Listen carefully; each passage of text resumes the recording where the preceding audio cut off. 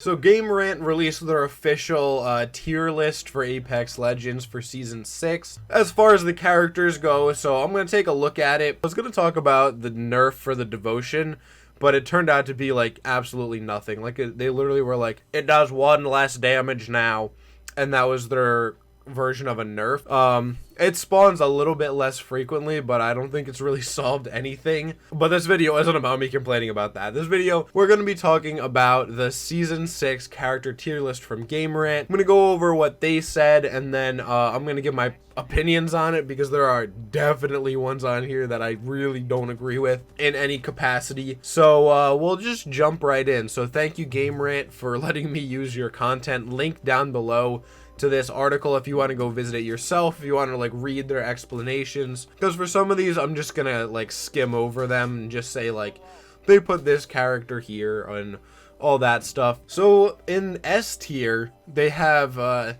2 legends, one of which I find fairly controversial, one not really. Now, actually, I take that back. I find both of these a little bit controversial. The first one is Bloodhound. Now, they have Bloodhound as the best legend in the game right now, which I don't really agree with at all. The reasoning is just essentially that Bloodhound's gotten a whole bunch of buffs recently. They've gotten that buff for like the expanded range on the scan, and now they've gotten a buff where if you down people during the Beast of the Hunt, you get like crazy extra time, like 15 seconds, all that kind of stuff. But the reason that I don't think Bloodhound is the best legend is something that I've talked about with a lot of legends in the past, and like why when I do these rankings I place solo feeling legends a little bit lower, and that is that Apex Legends is a team-oriented game, whether you're playing in duos or you're playing in trios or limited time mode. When it boils down to it, it is a team-based battle royale, and Bloodhound's abilities just don't feel that team-oriented.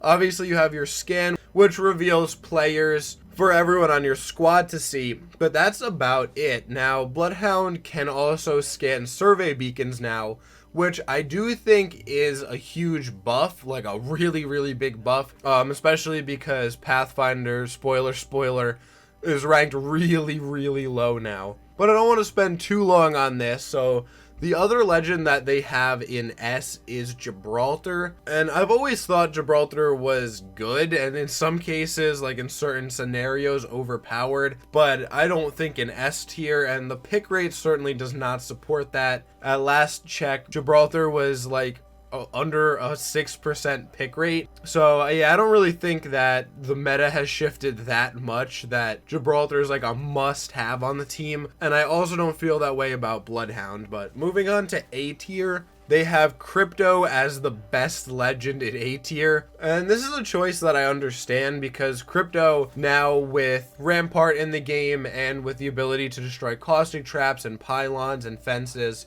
is definitely a really, really strong pick, and one that offers a lot of help to the team.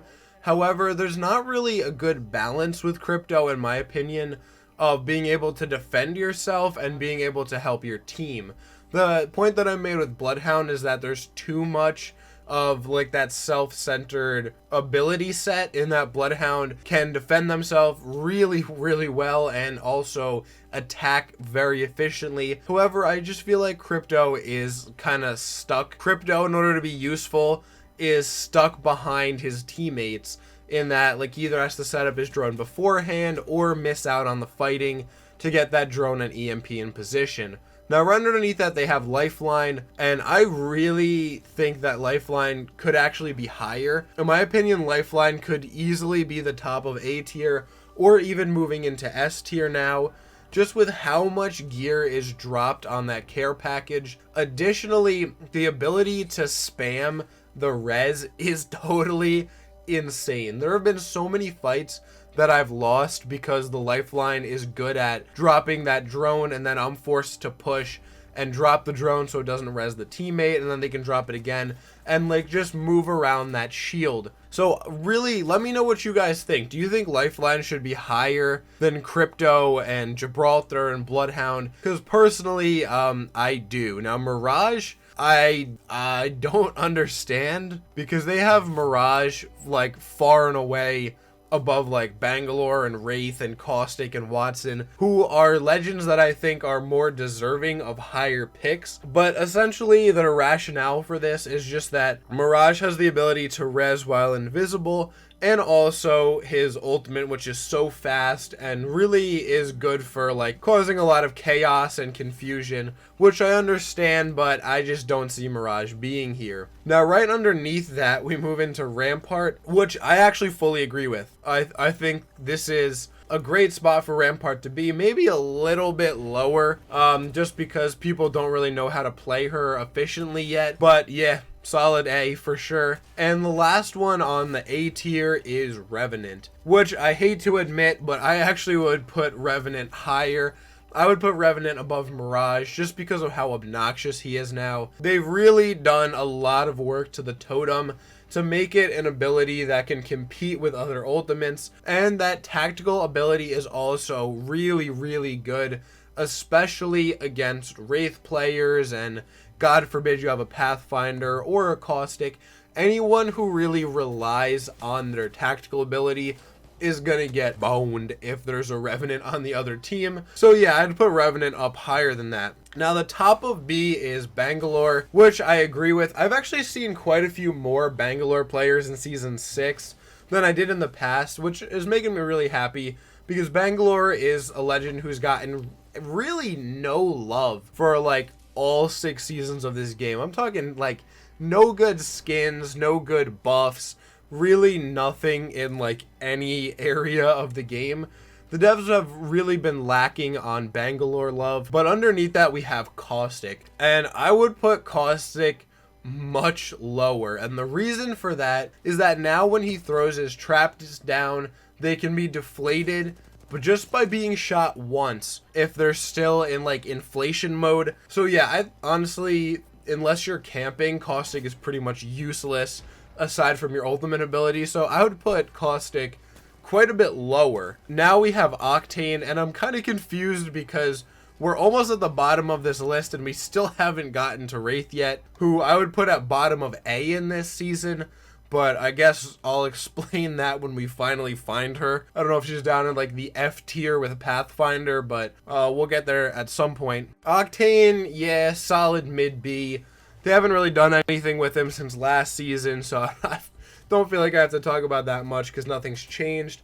The same with Watson. The change with the pylons really did nerf her, but I think in a very fair way. So I'd put Watson above Octane, but very solid B, middle tier B for sure. And now we have finally gotten to Wraith. Their explanation for why she's so low is that the phase walk takes a long time to activate and the portal is a lot shorter, and I understand that, but just having that tiny hitbox in combination with being able to phase and move faster now in the portal, I would put Wraith at the very bottom of A or the very top of B. I just think Wraith is still more useful, especially in a team setting, since you do have that portal and you have the flanking abilities. So yeah, I would put Wraith a lot higher than this, but that's just me.